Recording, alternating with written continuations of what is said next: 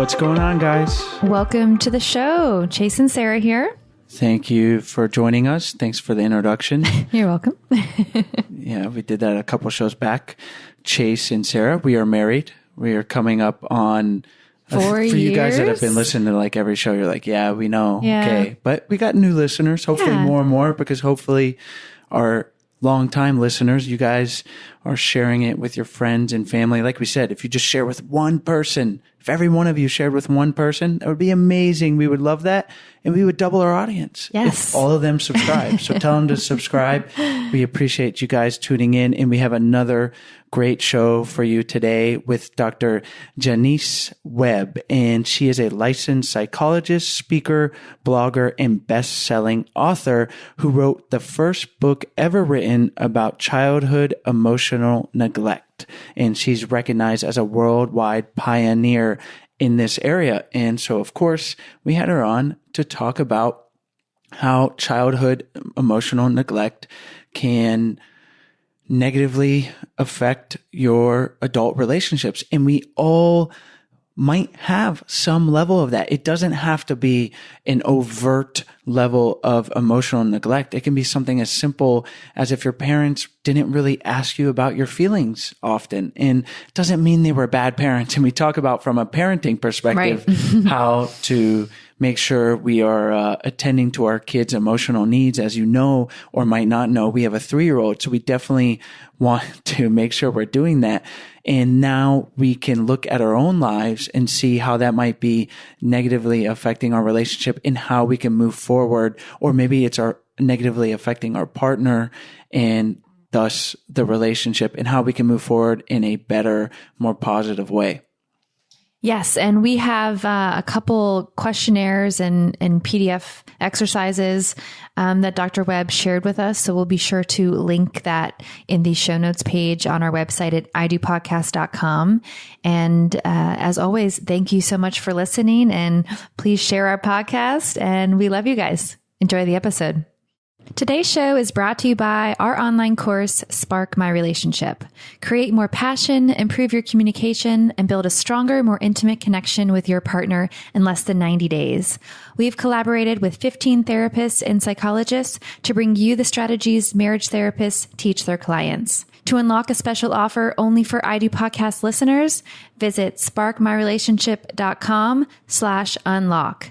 That's sparkmyrelationship.com/unlock.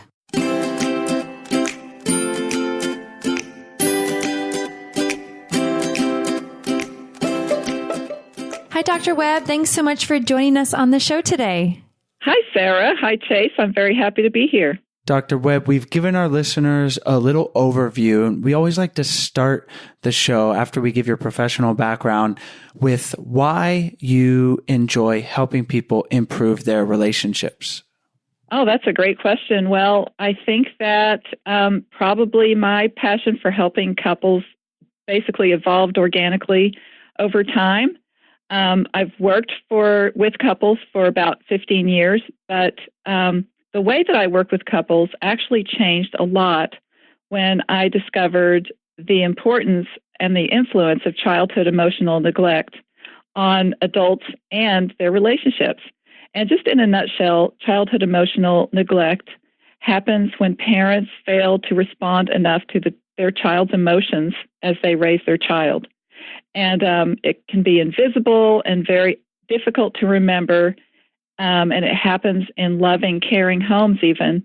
But when you raise a child this way, you unwittingly do not equip your child to have healthy, rewarding relationships in adulthood.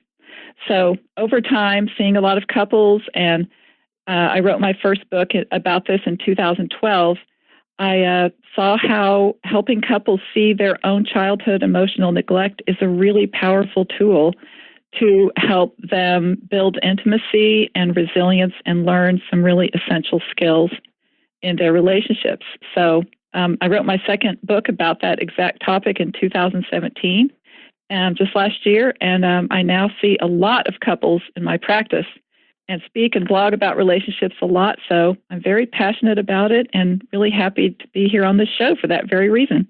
Well, we know we have a lot to learn ourselves from this topic, and I'm sure our listeners.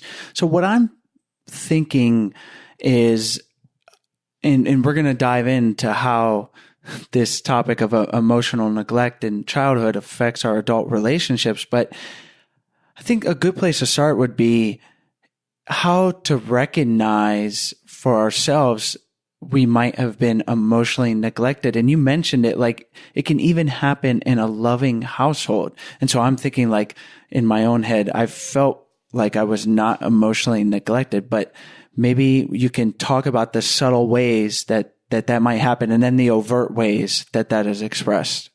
Yes. Well, it can happen very, very subtly, because you can be growing up in a household where you're driven to every soccer game, where your parents are at all of your, the plays that you're in, and you feel supported in many ways. But if your parents don't notice your feelings and respond to them enough, then you are in danger of receiving a powerful subliminal message from your parents, which is your feelings don't matter. And children internalize this message very, very well and learn that they need to protect their parents from their emotions, from their own emotions, and themselves and everybody around them from their feelings. And without any awareness that this is happening, children wall off their feelings, and it enables them to get through in their childhood home without, burdening the people around them, or so they think. But then once you grow into adulthood, we all need our emotions to survive and thrive. That's why they're built into us. So when you grow up this way, you might look back and remember that you had really a pretty good childhood, but you're actually missing having complete access to your own feelings. And so as an adult, what I started to notice over time in doing a lot of work with a lot of different clients in a lot of different settings is that so many people feel disconnected and kind of unfulfilled inside, and like there's something not quite right with them, like something is missing. Sometimes there's an emptiness inside. Some people will say, I feel a numbness, or I don't feel things the way other people do. And maybe kind of a feeling of being alone in the world. And all of those things, what I've discovered is that they all come from having poor access or not enough access to your own feelings as an adult. So just to dig into that specific circumstance a little more, as a kid, like what would that look like? Like the parent just not asking about how the kid is feeling? Like how would that play out? Yeah, it can look a lot of different ways. I'll give you some examples. It can go all the way from parents just not noticing or pretending not to notice when you're upset, when your feelings are hurt, just kind of ignoring feelings, like families that don't use feeling words, just don't use the words, don't talk the language of emotion, don't address things that are difficult or meaningful. There are a lot of families that do this, that just simply avoid talking about hard things or noticing each other's feelings. And, another example could be, I'll give you some real examples. A client of mine remembers sitting at the family dinner table with a centerpiece so big that the family members couldn't see each other. So it was sort of like, he would look back and think, well, we had dinner together every night, but the family members were so separate. And there are so many different ways that parents can fail to see and respond to their children's inner selves and feelings. And it can happen if you have an addicted parent who's not paying attention because they're too taken up by something else. It can be a narcissistic parent who's too focused on themselves. It can be a struggling parent who is at work all the time and means well, but just isn't physically present enough to notice. It can happen in many different ways. But the message is the same, which is your feelings don't matter.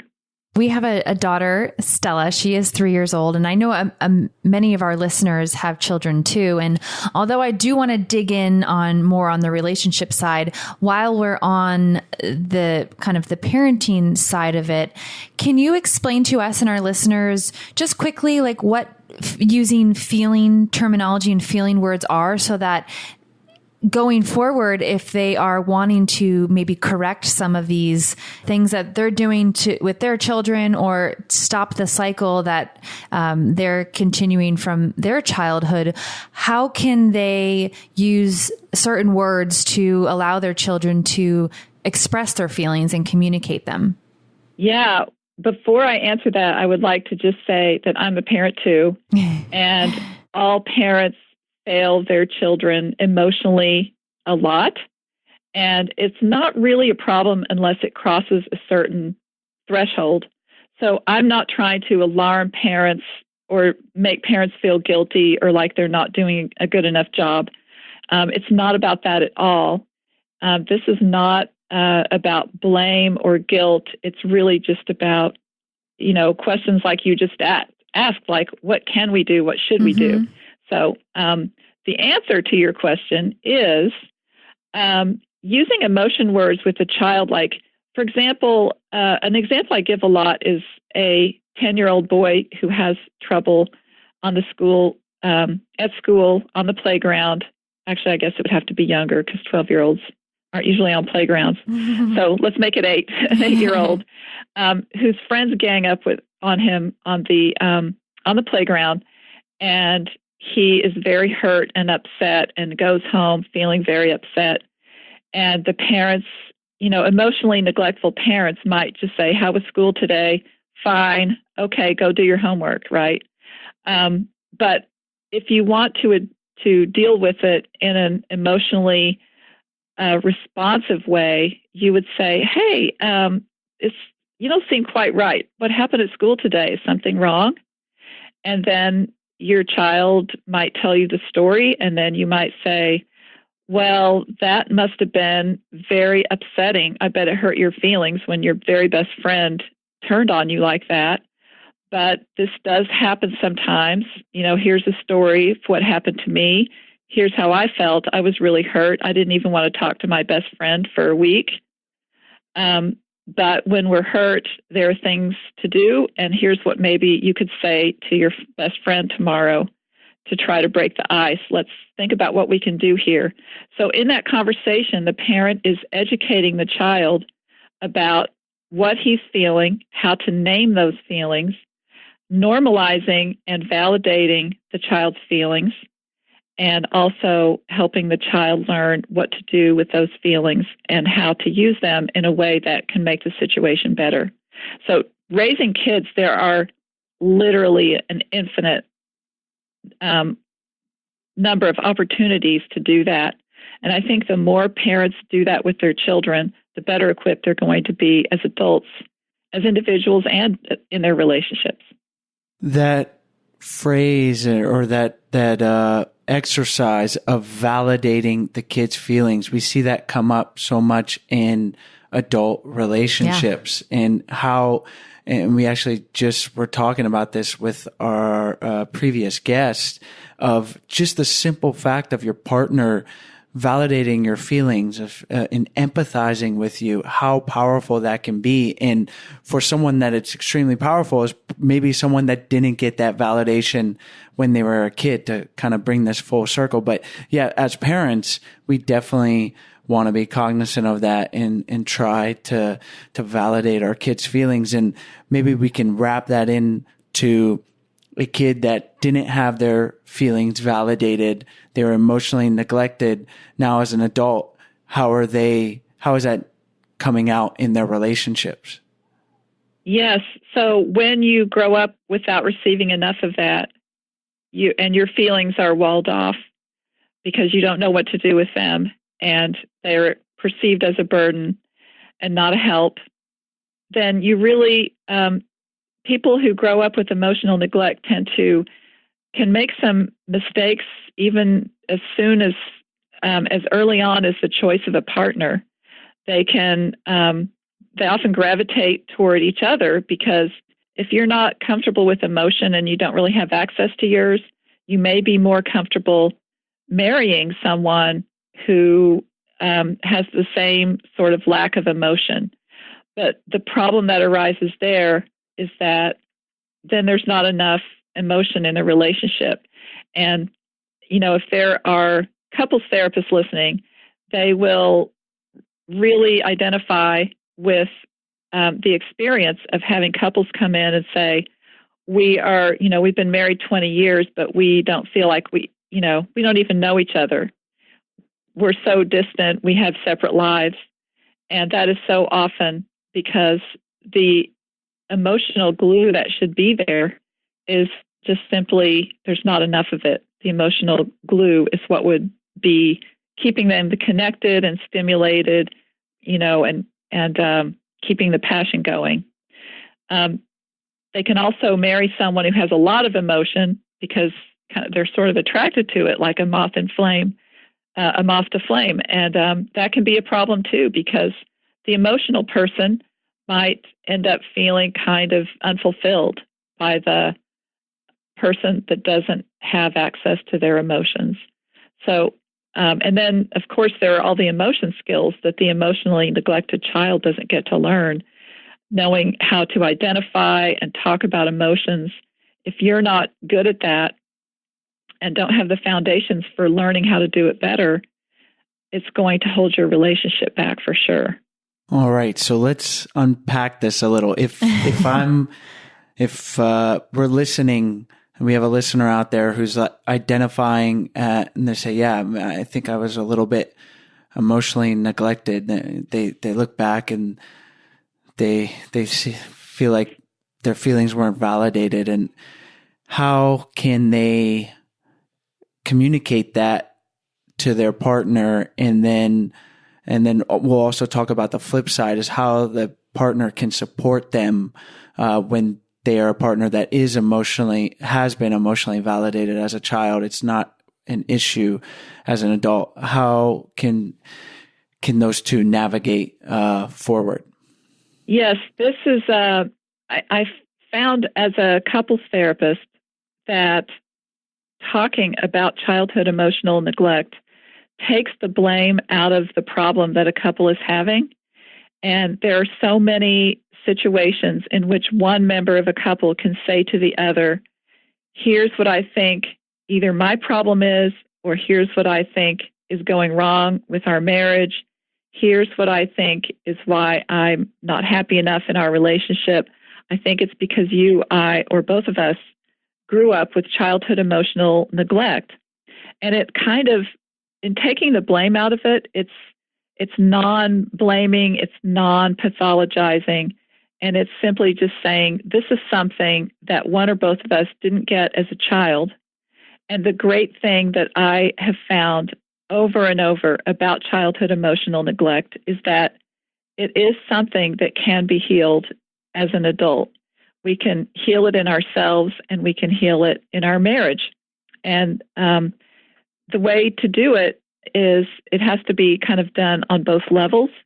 But if, say, one member of a couple grew up with emotional neglect and just simply doesn't have the emotional glue to offer the relationship, that person can start to, the first step is actually remarkably effective, which is just start to pay attention to your own feelings. And this is all, my two books are both about all of this, like exactly how to do it. But essentially there's a tool that I developed that helps you look inward and identify what you're feeling and then put words to what you're feeling. And then once you get better at that, then you can start learning the skills. It's amazing. When people start doing that, they start having more feelings. And once you start having more feelings, you can start learning what to do with those feelings. And it's a process that couples can do together and people can do individually. But the great thing is you have a common goal and you're working on it. And it actually can show some pretty quick results once you really turn your attention to this problem. So definitely we're going to encourage our listeners to read those books, but are there a couple questions you can give us for someone that is trying to examine their feelings that doesn't really come naturally to themselves? How can they initiate that process? Well, I'll just describe the exercise I mentioned. It's called the identifying and naming exercise. And this one you do individually. You turn your attention inward. You count to 10 while you count your breaths and get yourself into a kind of relaxed state. And then you ask yourself, what am I feeling right now? And you pay attention to your body and what you might be feeling.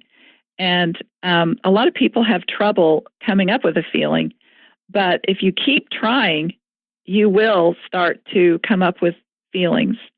And if you're trying to do it as a couple, there are two exercises. One is the feeling worksheet, which is, and actually this is in my second book, but it's also free on my website. People can go and download it. The I Feel worksheet, which is you track your own emotions during the day, and then you go over them together as a couple at the end of every day or every week, whichever you can manage. And then the second worksheet is called the What My Partner Is Feeling sheet, in which, once a day you just look at your partner and watch and try to guess what you think your partner is feeling. And you write that down. And then at the end of the day, you compare notes and find out if you were right or wrong. It makes you start paying attention to your own feelings and the other person's feelings, and also get some real data, which can help you learn how good you are at identifying, your partner's feelings. And it also requires you to just tune in with each other and communicate. So those are some examples. So for our listeners who maybe one person is related to having childhood neglect, and they want to bring it up front in the relationship and talk about it, what can the one person who's bringing it up, what can they tell their partner about the benefits of this openness and like how it will improve the relationship? Because I know there are many times where most people want to work on their relationship, but hearing the research behind what can happen in a relationship when they talk about feelings could maybe make somebody want to talk about them even more. Yeah. I think it's a matter of saying to your partner, look, I've been telling you for a while that I'm feeling something is missing in our relationship, or I'm not feeling happy enough. And, or we've been having these problems communicating, or however it is you've identified the problem. And then you can say to your partner, I feel like maybe I found what the problem is. And it's a problem. The good news, it's a problem that is neither of our fault, and we didn't ask for it. And yet we can work on it together, and we can definitely heal it in our relationship and make our relationship a lot better. It's called childhood emotional neglect. It's something from childhood. And it's just simply an absence of skills and something we didn't get in childhood, but we can now get it. So let's see if we can do this together. I think framing this conversation about emotional neglect from childhood, but a lot of things in our lives and in our relationship, in framing it from the perspective of, because almost everything of who we are comes from our past experiences. And a lot of that, as you've said, and we know, it comes from our early childhood. And I know for Sarah and I, it's been really valuable, especially recently with some of the issues that we're working on, for us to identify individually what it is that is causing maybe a negative emotion, and then examine that introspectively for ourselves is important, but then communicate that to our partner, because now Sarah, for example, is able to come to the problem from a more empathetic stance of going, oh, Chase isn't necessarily saying these things because he's trying to be mean. He's saying it because he was raised in such a way that that is how he feels like he needs to communicate, or, I'm just using that as an example. It's not actually what's happened, but that has just been so valuable, and vice versa, for me to realize like we are who we are almost in some of the things that we might be negatively feeling from our partner. It's not because our partner is trying to be mean to us or they're not loving necessarily. It's a deep rooted psychological trauma or conditioning from childhood. And it's just such a valuable perspective to take.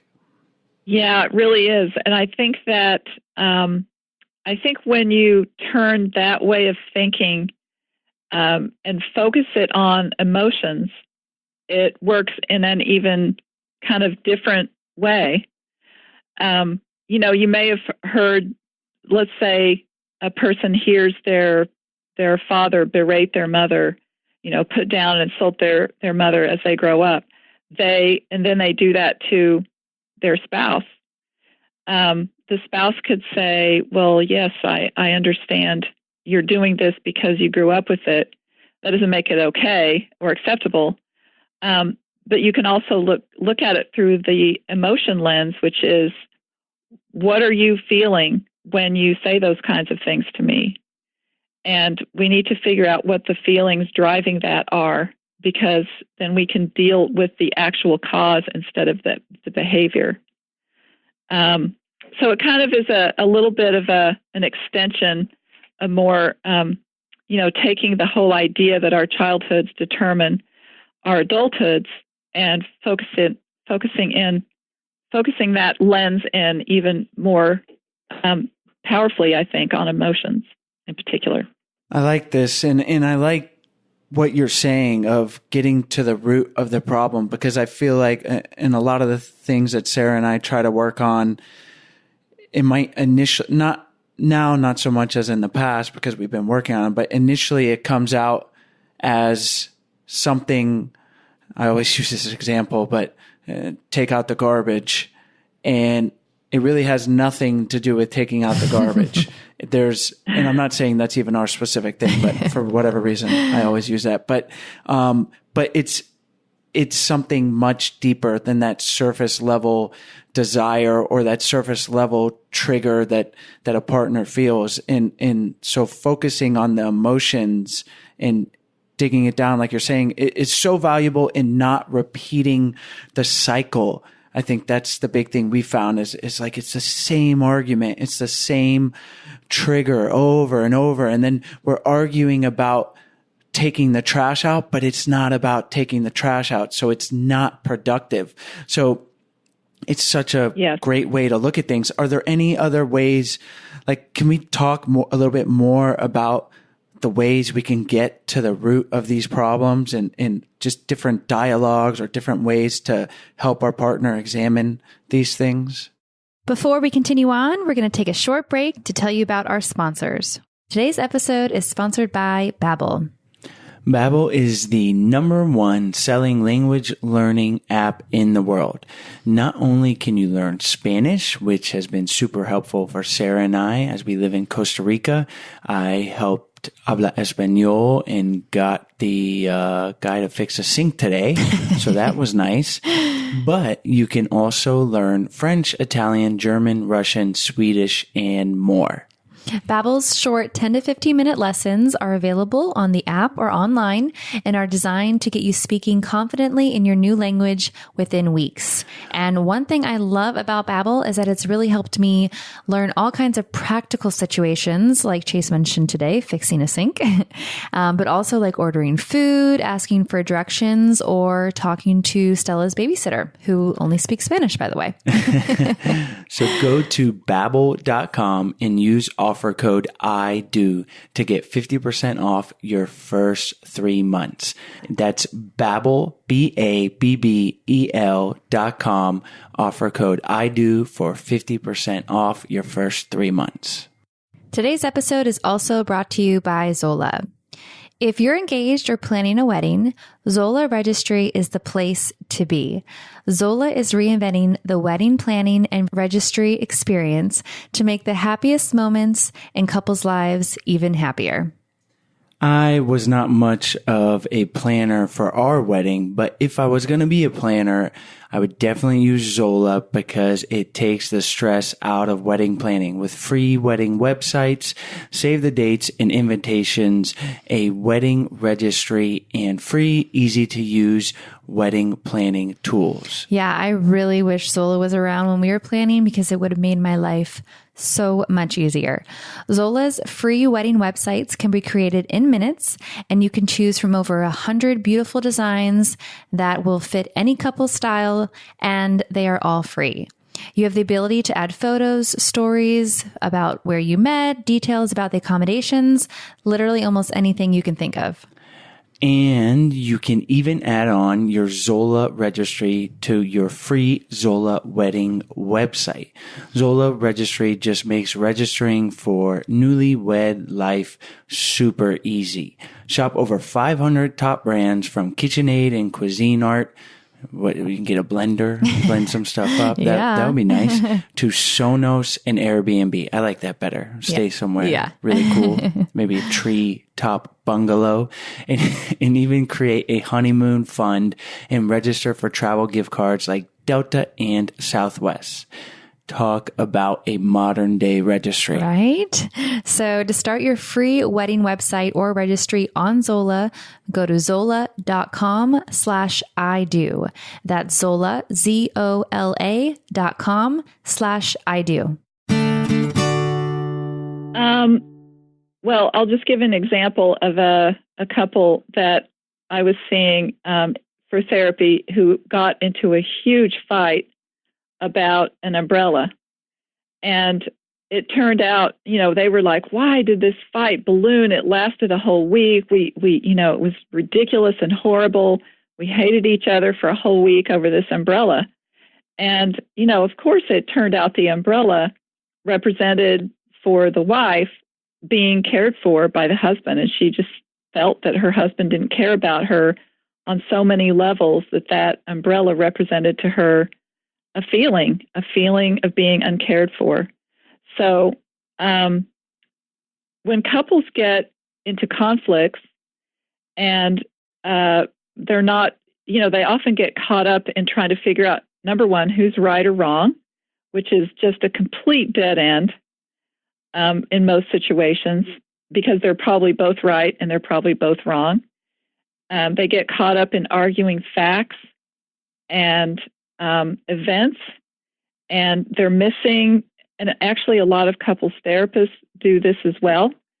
But the real answer lies in the emotions. And in reality, all this wife needed to hear was her husband saying, of course I care. Of course I care. I care. And I'm just not showing you in the way that you need it. And sometimes the answer to the problem is so clear, and really it just requires a meeting of the minds. It's not about an action necessarily or a fact. It's about the emotion underlying it. So I always tell couples, when you're in a conflict and it's going nowhere, instead of talking about facts or who's right, pull back from that, take a break, think about what you each feel about the situation, put some feeling words on it, and then come back together and share your feeling words, because that's where you should start from. And it really does often lead to a very different outcome when you start there. And I would love for you to comment on this too, but that it can take time. Like there's been conversations that Chase and I, the underlying issue has been something we've been dealing with for, 10 years. And like, it's just about the progress that you can make with your partner, and that sometimes it just takes time, and really, I guess, having that acceptance for your partner and just being there and understanding that they're sharing their emotions. And that's really one of the most important things. Yes, absolutely. And also just, it's important to keep in mind that emotions are neither right nor wrong. They just are. They're wired into us. We don't choose what to feel. Our feelings choose us. They come from our central nervous system and the base of our brains, and we don't get to decide what we feel. So whatever, for all of us, whatever our partner is feeling is valid in and of itself. We might not feel that way, and we might have a hard time understanding why our partner would feel that way. But that's really where the answer lies, is understanding why your partner feels the way that he or she feels. And once you start making that your goal instead of finding out who's right or wrong, it makes for a very different kind of conversation. It's a lot more productive and goes on a much deeper level. Yeah, instead of arguing about an umbrella for a week, you figure out it's not about the umbrella. And I don't even say that it's halfway joking, but we haven't argued about umbrellas, but we've argued about things that are the trash. Yeah, and no. We got to get. Yeah, exactly. What couple hasn't, right? Definitely. So I love this perspective of looking at our emotions and trying to look at where they're coming from. If it's coming from neglect, certainly that's going to exhibit itself. And then maybe the partner that doesn't have that is able to empathize more. But you mentioned to realize that emotions are neither right nor wrong. And on paper, I think a lot of people, hopefully now they will realize that that's a good perspective to take. But now when we take that in to a conflict, and if we're both recognizing that each member of the conflict, then how do we not get stuck? Because if I'm like, this really irritates me when you do this, and I'm sorry, but this is just the emotion. And then the other partner is like, well, tough, and I'm sorry, but that's just my emotion. I know there's a lot of different circumstances, but how can we then navigate forward once we've established that our emotions are neither right nor wrong? Yeah, I'm so glad you asked that question, because this is really, really important. Part of it, saying that emotions are neither right nor wrong doesn't mean that they should be allowed to run the show. And every single adult human being has a responsibility for their own emotions. So the first step is acknowledging, is being aware of your own feelings and learning as much as you can about your partner's feelings. And then applying some logic, and I don't mean necessarily facts, but synthesizing that information between the two people, why you both feel what you feel, trying to understand why the other person feels what they feel and what they do feel, synthesizing that and working through it together. Each person, it's very important for them to take responsibility for what they're feeling and try to see it through the other person's eyes as well, and come to some sort of understanding about what's actually wrong. And it is kind of a formula that you can follow. And I hope I'm not making this sound like I think it's easy, because I don't at all. I've had to do it many times myself. I'm married and I've walked through it with many, many couples in my office.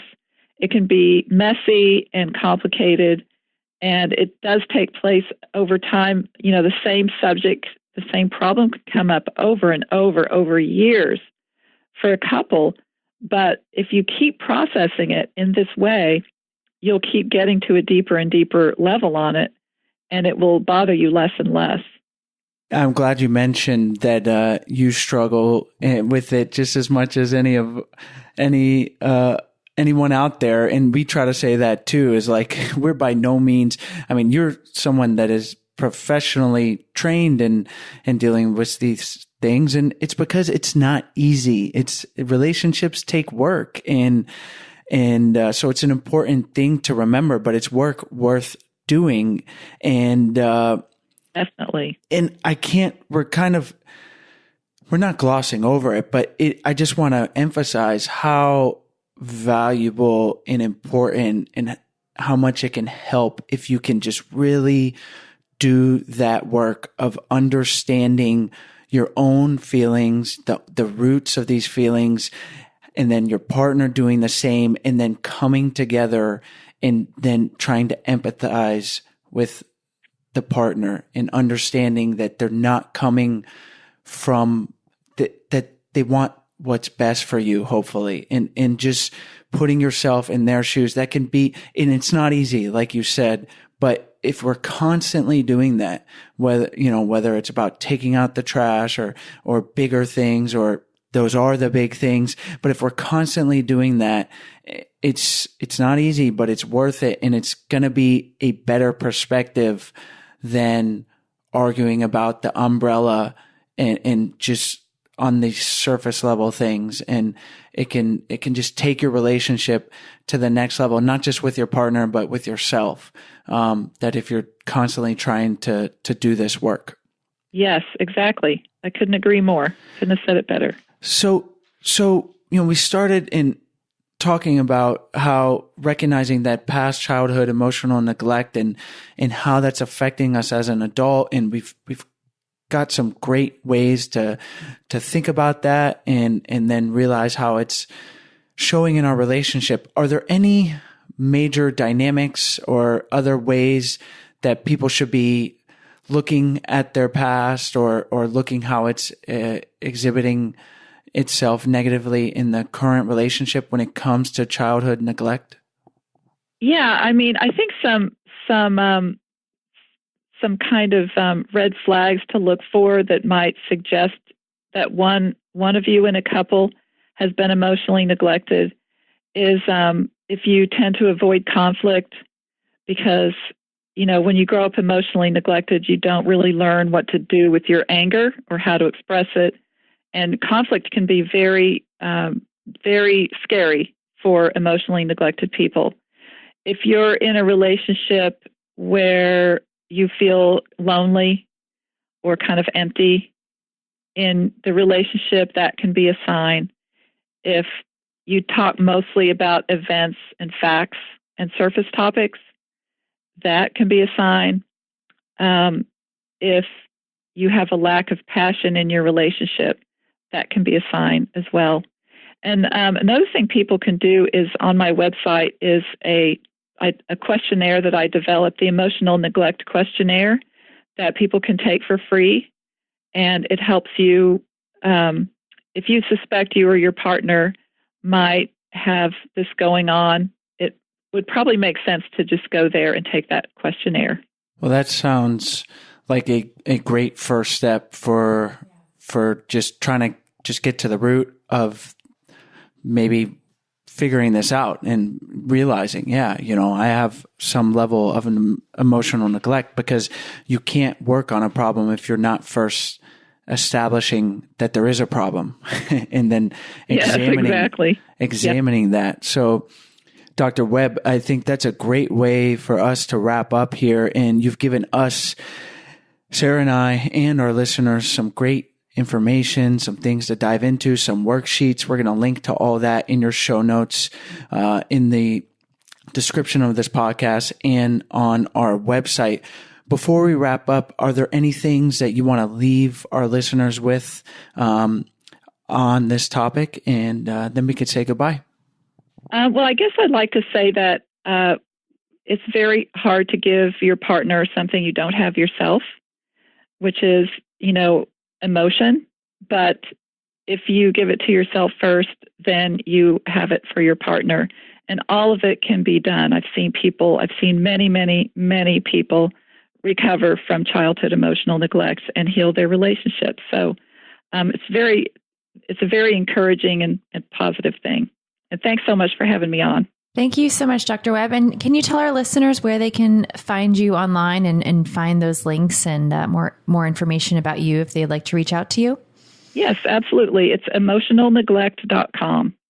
That's my website. Excellent. Well, that will be in your show notes page, like we mentioned. And our listeners know to go there to check all those links out. And thank you so much for joining us. Excellent. Thanks a lot. Hi, guys. We hope you enjoyed today's episode. As always, all the links are in the show notes page, as well as on the podcast description. And while you're on our website, we encourage you guys to check out our 14-day Happy Couple Challenge. We send you an email for 14 days with simple, doable challenges to help strengthen and improve your relationship. And on our website, we also have a bunch of free resources for your relationship. So we encourage you to check those out. We also have our Love Tribe on Facebook. We encourage you guys to join the tribe and be there for support for each other. If you have questions or just need some relationship advice, we are all here for each other. The group has grown to almost 1,000 people, and we love it. So we hope you guys join that. You can go to Facebook, Love Tribe Fam, and you'll find us right there. And if you are interested in learning more about our flagship course, Spark My Relationship, we hope you guys check it out. We have a special offer that is only for podcast listeners. So you can go to sparkmyrelationship.com/unlock, and you can unlock that special offer and learn more. As always, thank you guys so much, and we'll see you next week.